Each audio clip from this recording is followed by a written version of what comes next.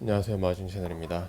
오늘은 한국에서 양육비에 대해서 계산을 좀 해볼까 합니다. 어쩌다가 좀 알아낸 사이트인데 이게 2019년 기준으로 아이가 태어나서 출생, 어린이집, 유치원, 그리고 초등학교, 대학교까지 얼만큼 드는지 한번 계산을 해보는 겁니다. 뭐 요즘에 둘째를 가지라는 얘기가 되게 많이 듣고 있는데 이런 생각과 걱정 때문에 고려를 하고 있다는 것도 알아주셨으면 하는 바람에서 일단 보시면은 요람에서 대학까지 2019 대한민국 양육비 계산기 베타 버전 이렇게 되어 있습니다. 갓난아기가 자라서 성인이 될 때까지 부모는 얼마나 부담을 해야 될까 한번 계산해 보는 게 좋겠죠. 그러니까 아기는 뭐 그냥 공짜로 크는 게 아니잖아요. 여기서 보면은 대한민국 부모의 59.2%가 아이 양육을 대학 졸업 때까지 책임져야 한다고 응답을 했다고 합니다. 뭐제 생각도 그런 것 같고 그렇기 때문에 여기에 나와 있는 대로 한번 해보도록 하겠습니다. 가구 소득을 입력하세요 라고 되어 있는데 일단 이게 그 가구 월 소득이라고 하는데 약간 좀 보수적으로 잡고 있습니다. 맞벌이를 할 수도 있겠지만은 보통 맞벌이를 당연하게 생각하면 안 되죠. 뭐 아기가 태어나거나 하면은 뭐 그 아이 엄마 같은 경우는 잘 못하는 경우가 있기 때문에 일단 외벌이 기준으로 해서 뭐 그냥 승진에 따른 뭐 연봉 인상도 있을 테니 약간 보수적으로 400 정도 잡겠습니다. 물론 이거보다 좀 더 많을 수 있겠지만은 이게 그 생활비 같은 것을 계산하려고 일부러 하는 것 같아요. 여기서 다음 눌러보면은 그럼 1번 임신부터 출생까지 그 출산 전 태아 검사에 대해서 좀 볼 수 있습니다. 임신 축하드립니다. 지금부터 아이를 낳으실 때까지 초음파 검사 같은 필수 검진과 영양제 구입 비용으로 평균 50만 원 정도가 소요됩니다. 이건 뭐 어떻게 할 수가 없죠. 당연히 50만 원 할 수밖에 없고 이걸 하면 기형아 검사를 안 할 수가 없겠죠. 뭐 이런저런 검사가 있는데 저는 기본 검사하고 양수 검사 이 두 가지가 있었는데 니프티 검사는 뭐 솔직히 기억이 잘 안 납니다만 저희는 일단 기본 검사만 하는 것으로 해서 넘기도록 하겠습니다. 뭐 어떤 사람은 양수 검사 하는 사람도 있겠지만 뭐 그래서 각종 육아용품 뭐 유모차, 카시트, 아기띠 이런 게 있는데 이게 너무 끝단으로 갈 수는 없죠. 근데 저는 절충형으로 했던 것 같아요.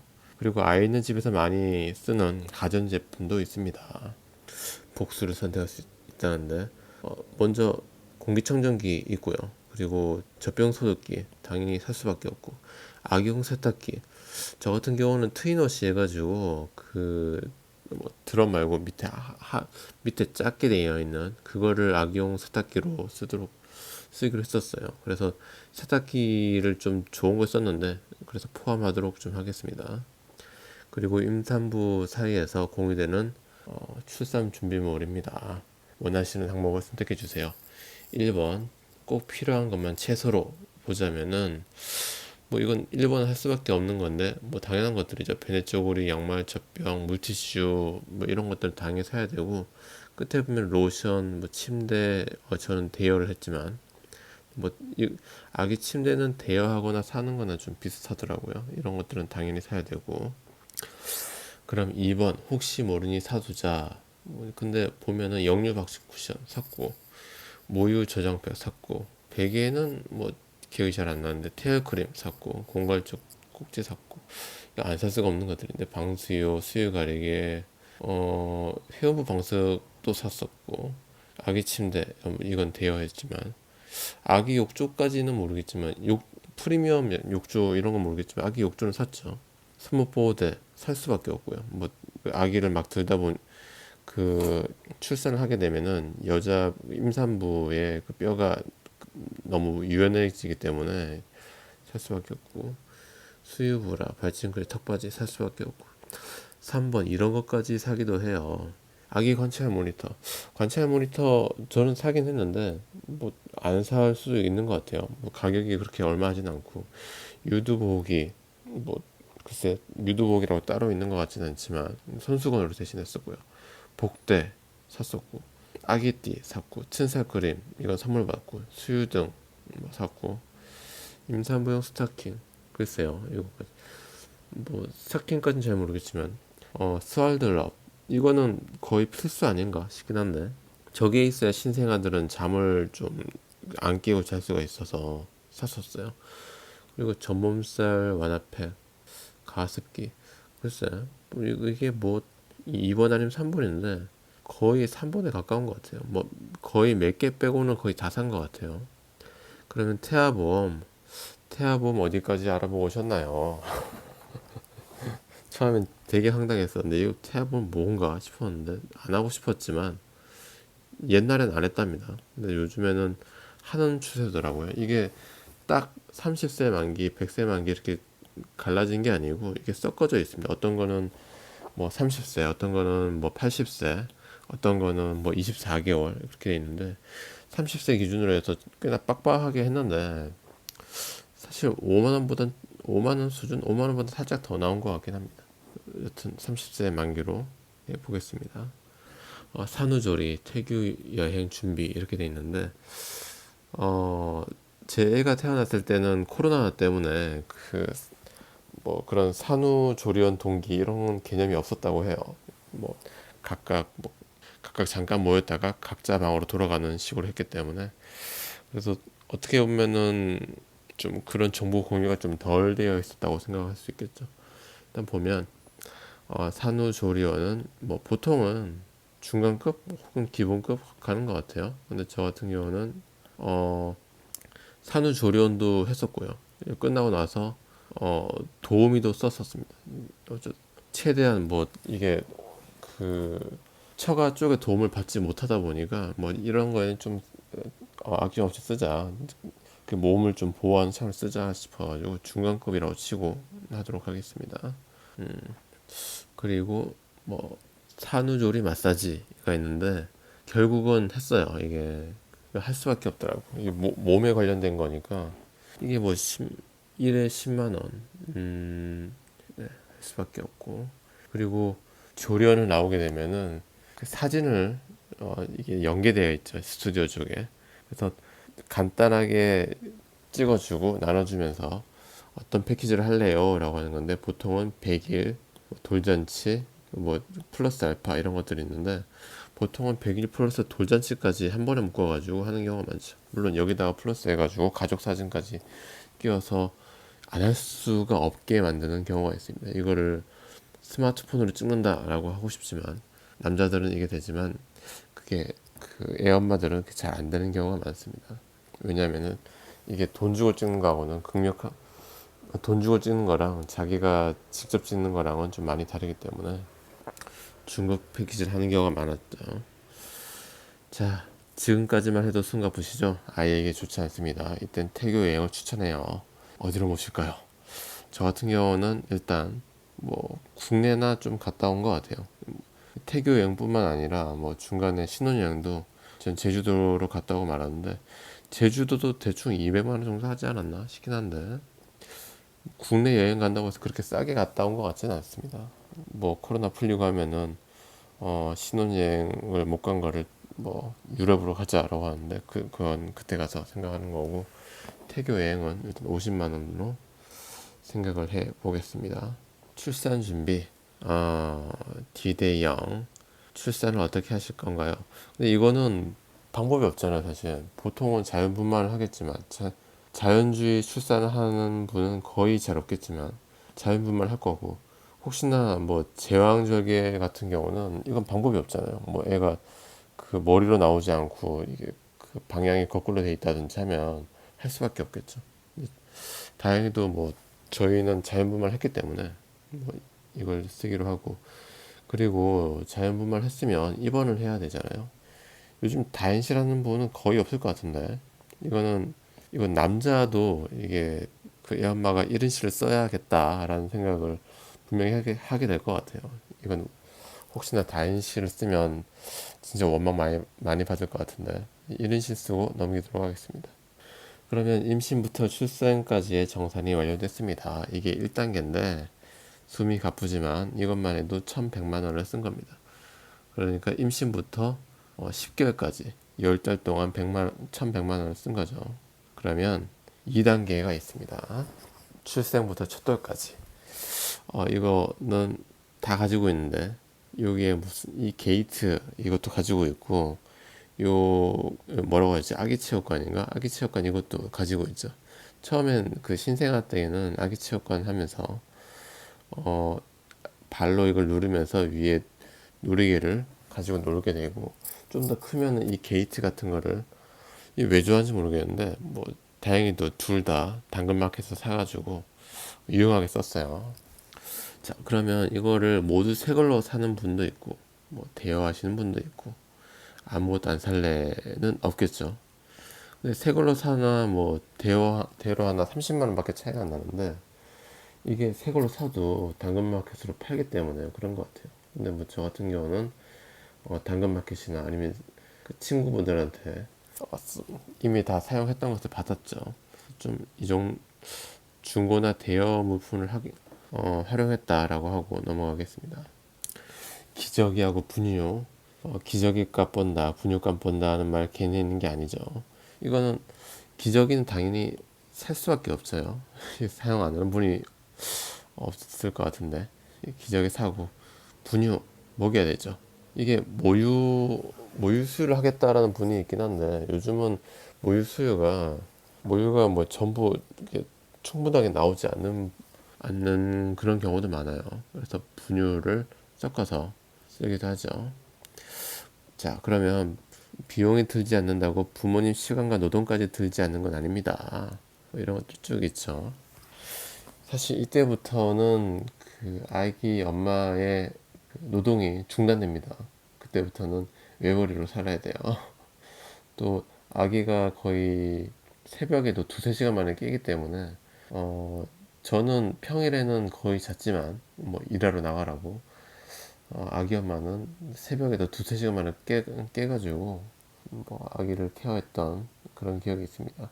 이게 한 100일 정도 되면은 100일의 기적이 올 수 있습니다. 그때부터는 아기가 밤에 자면 아침에 일어나는 그런 식으로 좀 잘 수가 있겠죠. 자, 그러면 그 아기의 교육을 좀 해야죠.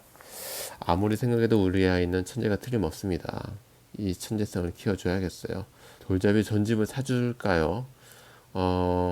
이게 참 저는 안 사고 싶었지만 뭐 이런저런 그냥 각 이게 뭐 프레벨이나 뭐 그런 거 있잖아요. 뭐 몬테소리 같은 것들.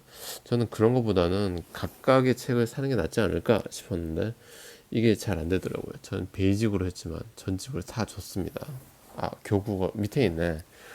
교구를 이용한 프로그램도 있답니다. 교구 샀죠. 샀고 방문교사는 이것까지는 안 했어요. 됐다. 교구만 사고 방문교사 같은 경우는 교사분이 뭐 일주일에 한 번씩 와가지고 뭐 가지고 같이 같이 애랑 놀아준답니다. 이거 어떻게 사용하는지 알려주면서 그런 것까지는 하기 싫었고 또 결정적으로 코로나기 때문에 외부인을 집에 들이기 싫어서 안 했었어요. 자, 그러면 옆집 아이는 벌써 걷는다네요. 우리 아이만 뒤처질 수 없겠죠. 어디로 갈까요? 짐볼이라는 개념은 전 몰랐어요. 이게 뭔가 싶었는데 이게 아니라 저희는 그냥 동네 문화센터로 했는데 백화점 문화센터까지는 아니지만 뭐 이걸 일단은 대신 이걸로 선택하도록 하겠습니다. 자, 돌잔치까지 했는데 돌잔치는 어디서 할까요? 불행인지 다행인지 모르겠지만 저희는 집에서 했습니다. 그럼 집에서 하면은 뭐 싸냐? 안 싸죠. 차라리 뷔페에서 하는 게 더 쌀지도 몰라요. 왜냐면은 집에서 하면은 뭐 음식도 시켜야 되고 또 답례품 이런 것도 해야 되고 그렇게 편하진 않았던 것 같아요. 근데 뭐 일단 집에서 했으니까. 자, 집에서 하는데 몇 명이나 초대할까? 저희는 성인 11명에 뭐 아기 1명 이렇게 했는데 일단 사실 20명 일단 10명으로 추가하고 돌상 대여했고요. 스냅 사진 사진을 저희가 스튜디오로 따로 빌려서 촬영하기로 했습니다. 그게 한 10만 원보다 더 많은데 일단 요걸 하고요. 그리고 아기 옷도 대여를 했죠. 사진은 스냅 촬영이 아니라 좀 더 가격이 좀 센 걸로 했었는데 이걸로 대신하겠습니다. 그러면 생활비, 이게 전부가 아닙니다. 식비, 교통비 같은 생활비가 남아 있습니다. 그러면 미취학 자녀가 있으면 한 달에는 평균 44만 원 정도, 뭐 제가 400을 넣었으니까 월 45만 원 정도가 들어간다. 그래서 이 생활비를 넣어 봅니다. 그러면 출생부터 철도까지의 정산이 완료돼 가지고 1100만 원 정도가 들었습니다. 그러니까 애가 태어나고 난 다음에 그 돌잔치 할 때까지 1100만 원 든다는 거죠. 한 달에 100만 원 정도 드니까 어떻게 보면은 임신부터 첫 돌까지는 월에 한 100만 원 정도씩 들었던 것 같아요. 다음, 그러면 돌 넘어간 다음에 키우는 것은 어떻게 될 거냐? 보통 여자분들이 그 육아휴직을 한 다음에 1년 혹은 2년 정도 육아휴직을 하죠. 그 다음에 복직을 할 거냐 아니면 그만둘 거냐인데, 근데 요즘은 맞벌이를 기본으로 깔고 가는 경우가 많으니까 저희 같은 경우는 맞벌이를 생각을 하고 있기 때문에 그걸 가정해서 좀 해보겠습니다. 음, 일단 아이는 어떻게 키울까요? 어, 조부모님의 도움이 간절하죠. 처갓집의 도움을 받을 수 있을 것 같은데, 고용된 도우미가 아니라 가족의 손을 빌릴 때 용돈을 드리기도 합니다. 어느 정도 드릴까요? 이게 뭐 평균에 맞게 당연히 드려야죠. 뭐 이게 가족 간의 돈거래는 좀 철저해야 된다고 생각하기 때문에 거기에 맞게 드리는 게 좋을 것 같고, 저희는 한 50 정도 생각하고 있긴 한데 일단 60만 원 선택지로 해 보겠습니다. 아, 물론 이게 평균에 맞게 50만 원 정도 생각하는 거는, 그 제 와이프 같은 경우는 간호사이기 때문에 아침에만 좀 출근할 때만 뭐 처갓집에서 봐주고, 퇴근할 때는 빨리 퇴근해서 그때는 어 와이프가 그 어린이집에서 애를 데려오는 걸로 생각하고 있거든요. 그래서 아침에만 애를 어린이집에 데려다 주는 것만 생각했기 때문에 이 정도로 생각을 하고 있습니다. 그러면 우리 아이 첫 교육 기간은 어린이집이죠. 놀이학교 월 100씩 들어가는 것도 대단하긴 한데 그럴 건 안 돼요. 어린이집을 아예 보내려면은 입학 준비물이 있습니다. 그러면 보통 준비물이 20만 원 정도 들어갑니다. 음, 당신은 평소에 행운이 따른 편인가요?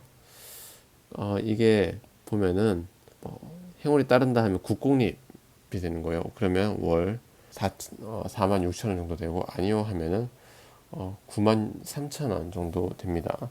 이거는 좀 보수적으로 생각해서 사립 어린이집에 보내는 걸로 좀 해볼게요. 아직 뭐 국공립 갈런지 뭐 사립 갈런지 모르기 때문에 거의 사립 간다고 봐야 되죠. 그러면 유치원을 보낼 때가 왔는데 어디로 보낼 거냐? 일반 유치원인가? 영어 유치원인가? 놀이학교인가? 아, 이게 되게 비싸네. 뭐 제가 아는 부장님은 그 첫째를 영어 유치원을 보냈다는데, 어 진짜 진짜 월 200 든다고 하더라고요. 맞벌이를 해서 월 200 든다는데 그렇게까지 해야 되나 싶은 생각은 들어요. 뭐 어린 애는 아직 뭐 한글만 좀 하면 되지 않을까. 그러면 다시, 이번에 당신은 행운에 따른 편인가요? 네. 그러면 국공립 유치원은 5만 2천 원, 사립은 27만 3천 원이 됩니다. 이것도 국공립을 당연하게 할 수 없으니까 사립 유치원을 해 보겠습니다. 학원도 보내야죠. 그러면 영어, 한글, 태권도, 발레, 미술, 피아노 이렇게 있는데, 예전 그 처음에 이거를 와이프한테 보내줬었거든요. 어, 참 한글은 할 수밖에 없다라고 했고, 그리고 발레를 좀 시키고 싶다 이렇게. 영어까지는 솔직히 좀 잘 모르겠다라고 하더라고요. 그래서 영어는 하고는 싶지만 와, 참 유치원 애를 영어를 보낸다 쉽지 않죠. 근데, 근데 진짜 지금은 뭐 영어를 뺐지만 나중에는 하고 싶을 것 같긴 해요. 근데 좀 욕심을 줄여서 이 정도에서 끝을 내보겠습니다. 참고로 그 유치원비를 제외하고 미취학 자녀가 한 달에 쓰는 평균 사교육비가 24만 원. 저는 이렇게 하면은 20만 원 했네요. 자, 넘겨 보겠습니다. 생활비 이게 전부가 아닙니다. 400만 원 기준으로 영유아 1인당 생활비가 45만 원 정도 들 겁니다. 이걸로 땡 하면은 7,500만 원. 이게 그러니까 첫 돌부터 유치원까지가 그러니까 그렇다는 거죠. 그러면 초등학교 때부터 고등학생까지는 어떻게 될 것인가라는 거죠. 그러면 이게 자녀 교육비가 있는데 400만 원 기준으로 해서 초등학교 때는 49만 원 정도 쓰고 중학교 때는 57만 원, 고등학생 때는 52만 원 정도 든다고 합니다. 사실 뭐 고등학교가 되면은 뭐 야자 이런 거 하기 때문에 학원을 오히려 잘 못 보내기 때문에 좀 줄어드는 것 같아요. 그래서 학원을 많이 돌릴 수 있는 중학교 때가 좀 오히려 더 비싸지 않은가 그 기준으로 해서 놓고 평균치니까 좀 때려보겠습니다. 거기다 생활비도 월로 치면은 거의 150만 원 정도 드는 것 같아요. 여기도 보면 중학생이 158만 원이고 고등학생이 119만 원인데 고등학생이 줄어드는 건 아무래도 그 고등학교 안에 학교 안에 있는 시간이 많아서인 것 같아요. 그래서 이걸로 여기서 끝이 아닙니다. 대학도 보내야죠. 참 돌아버릴 것 같네요, 진짜. 대학생은 1년에 평균 등록금, 사교육비, 용돈을 합쳐서 1년에 2,160만 원을 씁니다. 월 180만 원 쓰는 건데 4년을 쓰면은 8,600만 원 정도 나옵니다. 이것을 내줄 것인가? 대학교까지는 내줄 마음이 있죠, 사실. 그렇게 해줘야 되고 대학교까지 하고 나머지는 네 인생 살아라 라고 할 것 같은데 이렇게 하면은 2억 9,600만 원이 나옵니다. 이거를 전부 다 더해 보면 여기 나왔네요. 3억 9,400만 원 거의 한 4억 정도 되겠네요. 그러면은 이게 딱 애를 키우는데 4억 정도 든다는 거고 이 명세표에는 집값이 제외됐습니다. 그리고 차값도 제외됐죠. 그러면 뭐 차가 대충 한 20년 동안 하니까 한 두 번 끌란가요? 한 6천만 얼추 한 5천만 원 든다고 치고 또 여기서 집값을 생각하면은 싸게 잡아서 부산 같은 경우는 요즘 30평대 뭐 괜찮은 아파트가 7억 정도 하니까 얼추 제가 20년, 30년 동안 한 11억 정도는 최소한으로 벌어야 된다. 라는 그런 결론이 있죠. 11억을 벌어야 돼요. 그래도 아기는 낳겠다? 혹은 낳지 않겠다? 그런데 저는 하나를 낳았죠. 큰 결정했습니다. 근데 여기서 뭐 낳지 않아도 된다. 이런 결정을 하는 분도 분명히 있죠. 근데 제 생각에 지방 같은 경우, 특히 공업도시나 뭐 그런 어느 정도 좀 일자리가 있는 그런 쪽은 그 아기를 많이 낳는 것 같아요. 제 팀 같은 경우에도 한 꽤나 상당수가 한 절반 이상은 아기 둘은 가지고 있는 것 같고요. 하나 있는 경우는 그렇게 잘 없더라고요. 뭐 근데 저는 보면서 둘을 어떻게 감당할 수 있을까 하는 생각을 좀 많이 들긴 했었어요. 물론 뭐둘 가진 분들을 존중합니다만 뭐 여기서의 결정은 개인이 하는 거죠. 특히 뭐 어떤 결정을 하든 가치가 있는 거고 뭐 그 결정을 응원해 주셨으면 좋겠다는 생각으로 이 영상은 마치도록 하겠습니다. 긴 영상 봐주셔서 감사하고요. 행복한 하루 되세요.